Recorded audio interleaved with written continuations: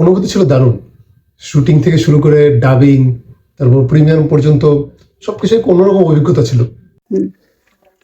এটি একটি সমাজ সচেতনতামূলক সিনেমা।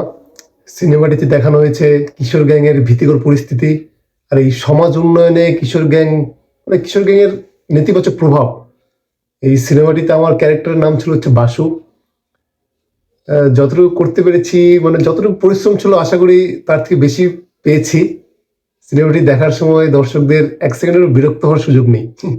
আশা করি এই সিনেমাটি দেখে দর্শকরা অন্য এক রাশিতে খুঁজে পেয়েছে। হুম। আমাদের দেশের সিনেমাতে নতুনদের উঠে আসার পথটা খুবই কঠিন, মানে প্রচুর কঠিন। কিন্তু বলা যাচ্ছে অধ্যবসায়, ডেডিকেশন, কমিটমেন্ট, পরিশ্রম এসব থাকলে সিনেমা পথটা এতটাও কঠিন না। সবকিছু মানে পরিশ্রমের উপর ডিপেন্ড করে। দর্শকদের এরকম সাড়া পাবো তা কল্পনা করিনি। 3টা শোয়ে হাউসফুল ছিল। সবচেয়ে ভালো বিষয় ছিল দর্শকরা বের হয়ে প্রশংসা করছিল, সেটা খুব ভালো ছিল, ভালো লাগছিল।